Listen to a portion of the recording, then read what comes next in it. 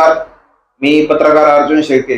सर्वप्रथम दैनिक लोकन्याय संघर्ष परिवारातील सर्व प्रेक्षकांना माझा नमस्कार. आज आपण जिल्हा परिषद व पंचायत समिती निवडणुकांचे बिगुल वाजल्यानंतर रांजणगाव पंचायत समिती गणातील इच्छुक उमेदवारांशी आज आपण खास थेट संवाद साधणार आहोत. सर्वप्रथम आपलं नाव सांगा. नमस्कार, मी शेखर भास्कर डाळिंबकर. आपलं शिक्षण? मी FYBS. आपण आज पंचायत समिती गणामध्ये या ठिकाणी निवडणूक लढण्याचा निर्णय घेतलेला आहे. आपण का निर्णय निवडला? नाही, पत्रकार साहेब, सर्वप्रथम आपणाला सांगू इच्छितो की मी पंचायत समिती निवडणूक लढण्याचा निर्णय घेतला किंवा मी इच्छुक आहे हे सगळ्या सद्भावना माझ्यापर्यंत पोहोचल्यात आणि माझ्या मित्रपरिवाराचं सुद्धा माझ्यापर्यंत पोहोचलेलं आहेत. परंतु मी आपल्याला सांगू इच्छितो की माझं नाव हे लोकांतून चर्चेत आलेलं नाव आहे. मी अजून कुठल्याही माझ्या पक्षाकडे किंवा माझ्या नेत्यांकडे अधिकृतपणे इच्छा व्यक्त केली नाही किंवा मी कुठल्याही पक्षाला अजून मुलाखत दिलेली नाही. आपण सध्या कुठल्या पक्षात कार्यरत आहात? मी आता सध्या अजितदादा पवार राष्ट्रवादी काँग्रेस पार्टीमध्ये, आदरणीय शिवराम राष्ट्रवादी काँग्रेस पार्टीचे अध्यक्ष मानसिंगभाई पाचुंकर पाटील यांच्या नेतृत्वाखाली काम करतो.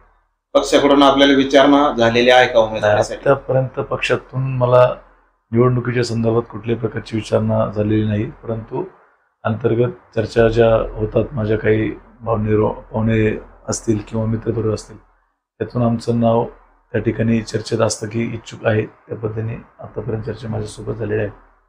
आपण जनतेसमोर निवडणूक लढत असताना कुठले प्रश्न घेऊन जाणार आहात? पत्रकार साहेब, आता जर निवडणूक ही जर आपण पाहिली, आताची 2025ची जी पंचायत समितीची निवडणूक आहे, तसं जर विचार केला तर वास्तविकता ही निवडणूक 4 वर्ष लांबलेली आहे.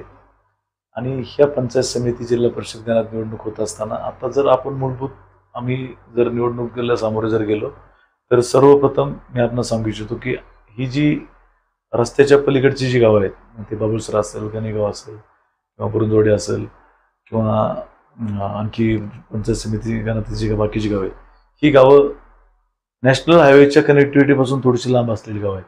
मग ह्या गावांची कनेक्टिव्हिटी ज्यावेळेस पंतप्रधान सडक योजना, ग्राम सडक योजना झाली, तर त्याच्यानंतर आतापर्यंत त्या रस्त्याचं सुद्धा अनुत्तरीकरण त्या ठिकाणी झालेलं आपण पाहणार नाही. म्हणजे हे सर्वप्रथम सगळ्यात महत्त्वाचं काम मला या प्रामुख्याने निवडणुकीसमोरच आहे की कनेक्टिव्हिटी जे रस्ते जे आहेत, ते रस्त्याची दुरावस्था खूप झालेली आहे. ते पुन्हा दुबार रस्ते करण्याची गरज त्या ठिकाणी मूलभूत आहे. आणि आणखी कामे जर पंचायत समितीच्या माध्यमातून करायची झाली तर अनेक कामं त्या ठिकाणी आहेत. त्याच्यावरती सविस्तर आपण भविष्यामध्ये चर्चा करू. असं बोललं जाते की रांजणगाव पंचायत समिती गणामध्ये आपलं नातं गोत्यांचं मोठं नेटवर्क आहे, तर आपण या ठिकाणी कसा समन्वय साधणार? पत्रकार साहेब, मी जर तुम्हाला सांगायचं झालं तर माझं नातेवाईकाचा समन्वय ह्या पंचायत समिती गणात मूल गाव आहे रांजणगाव. रांजणगाव हे जास्त मताचं गाव असल्यामुळं, जास्त त्या ठिकाणी लोकसंख्या असल्या कारणानं हे मेन गाव मानलं जातं. आणि सुदैवाने महागणपतीच्या कृपेने माझं रांजणगावची कनेक्टिव्हिटी खूप चांगली आहे. माझं स्वतःचं जन्म रांजणगावचा आहे, माझ्या वडिलांचा जन्म रांजणगावचा आहे, माझ्या भावाचा जन्म रांजणगावचा आहे, माझ्या आईचा जन्म, माझ्या मिसेसचा जन्म, माझ्या वहिनीचा जन्म, माझ्या आजीचा जन्म सुद्धा सुदैवाने रांजणगावचा आहे. माझ्या 3ऱ्या-4थ्या पिढीचं हे नातं या रांजणगावमध्ये असल्यामुळं या नातेवाईकांच्या चर्चेतून माझं नाव पुढं आलं आहे असं मला वाटतं. गेल्या अनेक वर्ष बाबळसर खुर्द सारख्या गावचा आपण उपसरपंच पद भूषवता, तर आपण तिथं कुठल्या प्रकारची कामं केलेली? अनेक लोक कल्याणकारी कामं त्या ठिकाणी आमच्या स्थानिक नेतृत्वाच्या मार्गदर्शनाखाली आम्ही करत आलेलो आहोत. आता ही कामं चालू आहेत, भविष्यातही कामं. आता जर तुम्हाला मूळचं कामं जर सांगायचं झाली तर आम्ही आता महाराष्ट्र जलजीवनच्या अंतर्गत 4,99 लाखाची पाणी योजना आम्ही आमच्या गावामध्ये आणलेली आहे आणि ती सर्व योजना आता आम्ही कार्यान्वित केलेली आहे. अनेक गावचे तुम्ही जर विचारपूस केली तर अजून त्या पाणी योजना चालू होण्यासाठी भरपूर टेक्निकल अडचणी आहेत, परंतु आमची पाणी योजना ही त्या ठिकाणी सुरळीतपणे चालू आहे. आरोग्यावरती काय कामं केलेले आहेत? आरोग्यावरती मला स्वतः संचिती हॉस्पिटल असेल, रुबी हॉस्पिटल असेल, त्या ठिकाणी मला कोरोना काळामध्ये कोरोना योद्धा जे लीडर आहेत त्याच्या व्हॉट्सअप ग्रुपच्या माध्यमातून मला प्रमाणित केलेलं आहे. मी अनेक त्यावेळची तत्कालीन परिस्थितीमध्ये अनेक पेशंटला त्या ठिकाणी रेमडेसिवीर, प्लाझ्मा, अनेक पद्धतीची मदत त्या ठिकाणी आम्ही पोहोचवण्याचा प्रयत्न केलेला आहे. आणि अनेक पेशंटला आपल्या परिसरामध्ये तुम्ही जर अंतर्गत मला कधी विचारली तर मी तुम्हाला नावं सांगू शकतो. त्या लोकांना आम्ही बेडसुद्धा उपलब्ध करून दिले होते. ज्या पेशंटचा 17 स्कोर असेल त्या पेशंटला सुद्धा त्या कोरोनासारख्या महामारीतून आम्ही बाहेर काढण्याचा प्रयत्न त्या ठिकाणी केलेला आहे. आपण निवडणूक प्रक्रियेला सामोरे जात असताना भविष्यात जर पक्षाने आपल्याला उमेदवारी जर नाकारली तर आपण इतर पक्षांचा पर्याय शोधत आहात का? नाही, पत्रकार साहेब, तुम्ही जो प्रश्न मला सुरुवातीला विचारला की तुमचे नातेगोतेची जास्त त्या ठिकाणी रांजणगावमध्ये आहेत किंवा तुमचा गोतावळा मोठा आहे, परंतु हा सगळा गोतावळा आमचा जो आहे तो मानसिंग भैया पाचुंकर पाटील यांच्या समवेत काम करतो आणि मी सुद्धा त्यांच्या समवेत 2010-12 पासून जशा पद्धतीने मी बाहेर सक्रिय राजकारणात आहे किंवा समाजकारणात काम करतो त्यापासून आम्ही आतापर्यंत त्यांच्या समवेत काम करणारा माणूस आहे आणि मी आदेशाचं पालन करून काम करणारा कार्यकर्ता असल्यामुळं किती काही झालं तरी शेवटी मानसिंग भैया पाचुंकर पाटील निर्णय घेतील तो आम्हाला मान्य राहील. तुम्हाला किती टक्के गॅरंटी वाटते पक्ष तुमचा विचार करेल? पक्षाने माझा विचार करणं हा याच्यापेक्षा माझ्या स्थानिक नेतृत्व आहे त्यांचा विचार केला पाहिजे, माझा नातेवाईकांच्या हिशोबाने विचार केला पाहिजे, परंतु माझं एक पक्षासमोर एक आव्हान असेल किंवा मागणी असेल.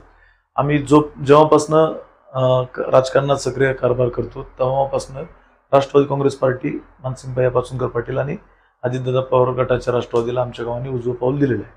आज या पुणे जिल्ह्यांमध्ये अनेक तालुक्यांमध्ये ग्रामीण भागातून ज्या यात्रांचं मोठ्या प्रमाणावरती नियोजन होतं, आपण याकडे कसं पाहता? नाही, खरं तर पत्रकार साहेब तुम्हाला मी या ठिकाणी अतिशय प्रामाणिकपणे सांगू इच्छितो की आपण हिंदू धर्म सर्व देवांना मानणारी मंडळी आहोत आणि हा सध्याचा जो ट्रेंड आता सध्या राजकारणात जो आहे तो समोरच्या उमेदवारांनी केलेला तसा प्रयत्न आहे की आपण त्या ठिकाणी देवांच्या यात्रेच्या माध्यमातून मतदारांशी संवाद साधण्याचा तो प्रयत्न आहे.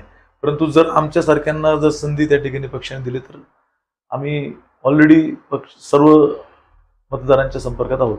आपल्याला काय वाटतं, मतदान विकास कामांवरती होईल का यात्रेवरती होईल? हा सर्वस्वी अधिकार मतदार राजाचा आहे, परंतु माझं प्रामाणिक मत असं आहे की इथून पाठीमागं आमच्या पक्षाच्या माध्यमातून आमच्या नेत्यांनी विकास कामं असतील आणि दैनंदिन जीवनाची जी संलग्न जी कामे आहेत ती आमच्या नेत्यांनी भरपूर मोठ्या प्रमाणात केलेली आहे आणि विकास कामं सुद्धा प्रत्येक गावामध्ये आजपर्यंत आमच्या पक्षाच्या माध्यमातून पोहोचवलेली आहेत. त्याच्यामुळे निवडणूक ही जर झाली तर माझं प्रामाणिक मत आहे की निवडणूक ही विकास कामावरच झाली पाहिजे, परंतु शेवटी मतदार राजा जो निर्णय घेईल तो आपण मान्य केला पाहिजे. सध्याला निवडणुकांचे बिगुल वाजलेले, आचारसंहिता बऱ्याच ठिकाणी या ठिकाणी जाहीर झालेल्या आहेत. भविष्यात जर पक्षाने तुमचा निर्णय उमेदवारीचा घेतला तर तुम्ही या ठिकाणी कमी वेळेत कसे जास्त लोकांपर्यंत पोहोचणार? माझा पत्रकार साहेब तुम्हाला एक प्रामाणिक याच्यावरती उत्तर असं आहे की पक्षाने जर विचार केला किंवा पक्षाने जर उद्या आम्हाला आमच्यासारख्या सर्वसामान्य शेतकरी कुटुंबातल्या माणसाला जेव्हा आम्ही छोट्या गावात येतो, तुम्ही जो प्रश्न विचारला होता की छोट्या गावातून येतो किंवा काय येतो, तर त्या संदर्भात जर पक्षाने आमचा विचार केला तर आम्ही जीवाचं रान करून त्या ठिकाणी रात्रीचा दिवस करून लोकांपर्यंत पक्षाचे विचार पोहोचून पंचायत समितीच्या माध्यमातून आम्ही काम करण्यासाठी तयार होतो असं आम्ही पक्षाला उत्तर देऊ. पंचायत समिती गणामध्ये चर्चा नेहमी चालू असते की छोट्या गावांना उमेदवारी दिल्यानंतर विजयाची शक्यता फार कमी आहे, त्यामुळे मोठ्या गावांना उमेदवारी दिली जाते. आपण याकडे कसं पाहतो? छत्रपती शिवाजी महाराजांनी स्वराज्य उभं केलं, ते मुठभर मावळ्यांना सोबत घेऊन त्या ठिकाणी स्वराज्य उभं केलं आणि हे स्वराज्याच्या जीवावरती आपण आज महाराष्ट्रामध्ये मार्गक्रमण करत असतो. तसं कधीतरी 1965-66 सालापासून स्थानिक स्वराज्य संस्था स्थापन झाल्यानंतर छोट्या गावांना संधी देण्याचा प्रयत्न पक्षाने मागच्या वेळेस केला होता, परंतु तो दुर्दैवाने त्या ठिकाणी असफल झाला. आमचं असं मत आहे, माझी इच्छुक आहे, मी इच्छुक आहे म्हणण्यापेक्षा अजून बाकीच्या गावची जी लोक इच्छुक आहे त्यांना सुद्धा विचारात घेऊन पक्षाने ज्या लोकांनी पक्षासाठी काम केलेलं आहे त्या लोकांना न्याय देण्यासाठी पक्षाने मतदानाची वर्गवारी किंवा टक्केवारी न बघता त्या ठिकाणी पक्षांनी आजूबाजूच्या गावांना न्याय द्यावा असं माझं प्रामाणिक मत आहे. त्याच्या व्यतिरिक्त पक्ष जो निर्णय घेईन तो आम्ही मान्य करू. तुम्ही छोट्या ज्या बाहेरच्या ग्रामपंचायत सर्व नागरिकांच्या तुम्ही संपर्कात आहात? मी बऱ्यापैकी संपर्कात इथून पाठीमागं पण आहे आणि आता सुद्धा संपर्कात आहे. बऱ्यापैकी पंचायत समिती गणात असतील किंवा जिल्हा परिषदच्या बऱ्याच गणातील सरपंच, उपसरपंच किंवा तिथले स्थानिक जे कार्यकर्ते, युवा नेतृत्व आहेत त्यांच्याशी आमचा संपर्क असतो. निवडणुकी संदर्भात चर्चा होते आणि साधक बाधक चर्चा झाल्यानंतर सकारात्मक प्रतिसाद त्या ठिकाणी मिळतो. एकंदरीत आता चाललेल्या संपूर्ण तुम्ही आता जे पाहता पंचायत समिती गणामध्ये सर्व यात्रांचे वगैरे मोठ्या प्रमाणात प्रत्येक बाजूने या ठिकाणी नियोजन चाललेले आहे. भविष्यात तुम्ही या सगळ्याकडे कसं पाहता? तुमच्या नजरेतून तुम्ही कसं पाहता? नाही, हा सर्वस्वी तुम्हाला आधी पण सांगितलं की सर्वस्वी मतदारांपर्यंत पोहोचण्यासाठी केलेला हा प्रयत्न आहे.